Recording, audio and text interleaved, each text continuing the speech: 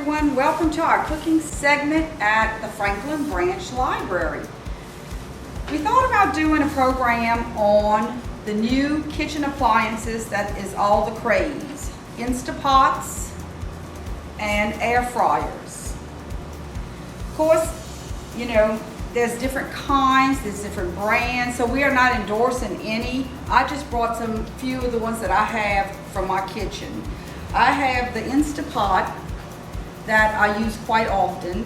I cook probably everything from soups, beans, spaghetti sauce, briskets, in such a time saver. You can come in after work, start sauteing your meat on the saute feature here, put your onions, put all your seasoning, put it on your settings, such as roasts or stews or whatever. And normally within 15 to 20 minutes, sometimes it's 25, 27, depends on what you're cooking, you have the most tender roast in there, the most tender brisket in there, a spaghetti sauce that tastes like you've been cooking it for hours on your stove and never had to heat up your kitchen, and everything's done in this one pot. The features with it, now there's an extra feature that I do not have yet, and you can convert this Instapot into an air fryer. It's an attachment that you can order to go onto it. There are different size pots. This one fits for my family because I cook large amounts. There are smaller ones if you would like to have a smaller Instapot. But you can convert it into an air fryer, which I'm thinking that that's going to be a new feature that I'm going to purchase to put onto my Instapot.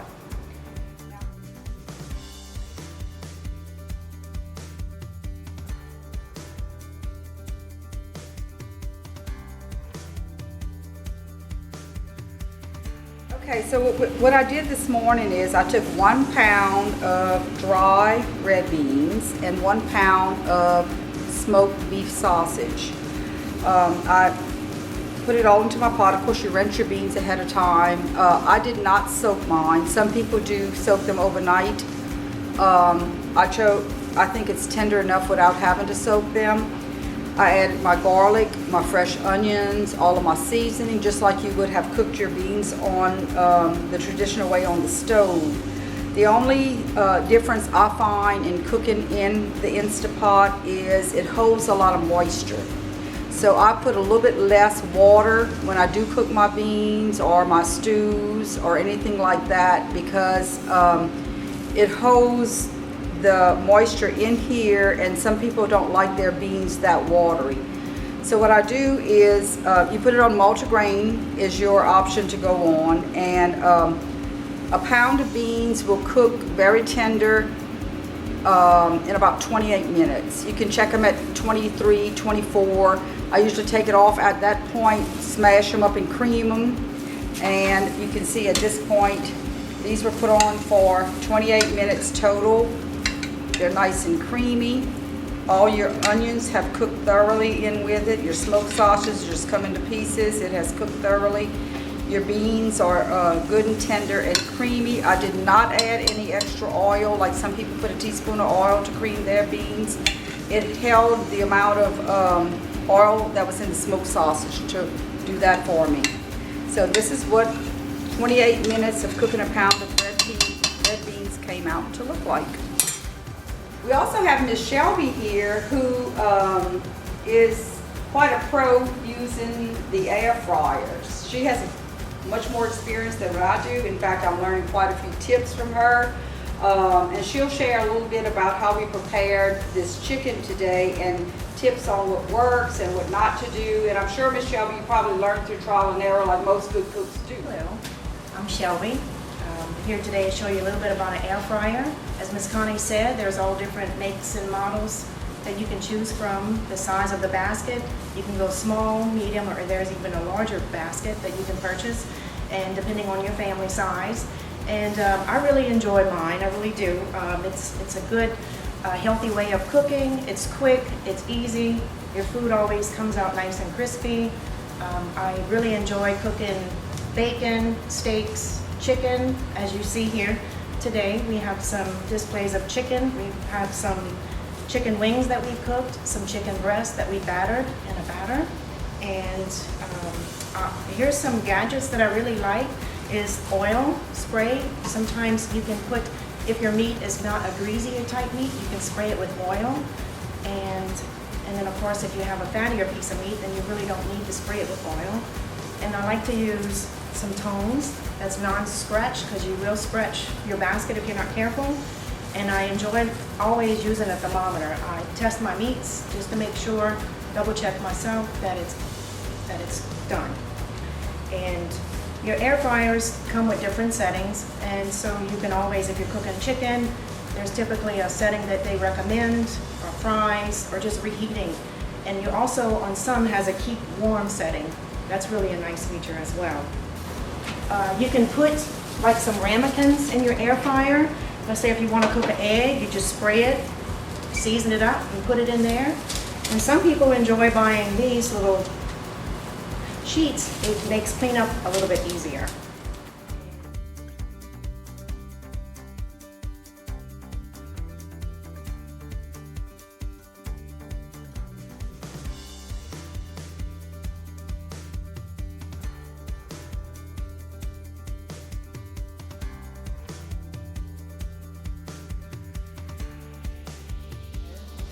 I preheated the air fryer, and now I'm going to insert the chicken. Make sure not to overload it because it won't cook properly.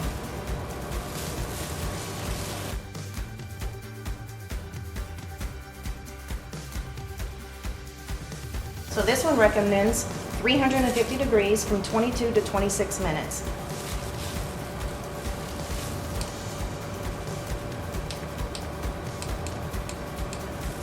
So what I'm gonna do is I'm gonna start it, and halfway I'm gonna turn it.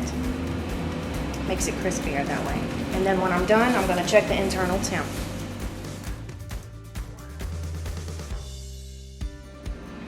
We have right here a larger version of an air fryer. Of course, you can see by the size of it, I'll open up the doors.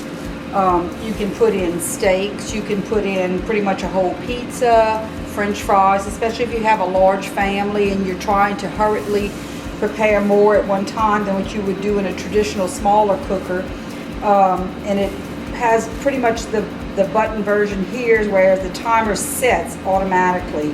You can do pastries in it, you can broil in it, you can do pizza, you can do a roast, you can do pretty much anything that you would have done in a traditional air fryer, you can do in this one. Now this particular appliance is also a regular oven. So if you in turn want to use it for something else other than frying, so like I said, bake a pie, you can do whatever, you have that option on this particular version. Now the problem with this is, or the problem that I found personally, these appliances are wonderful, but where do you put them when they're not in use? Because you know, they all take up space, just like we all have rice pots and we have other appliances, some of us. So that seems to be my dilemma that I'm working with now. I have a appliance garage already built into my kitchen. Unfortunately, it's not tall enough to accommodate for these. So that'll probably be my husband's next project. It's going to be to build some sort of appliance garage that's going to house all these great gadgets or appliances. Well, I hope you enjoyed today our cooking segment with us here at the library. And maybe you've picked up some good tips, or you would have some that you would like to share with us as well. We have several books available for you to check out. It's an alternative for healthy fried foods with no oils, no mess. Instapot also has its definitely advantages for people that are really super busy and doesn't have time to come in at the end of the day and prepare a long meal. So hope you join us again.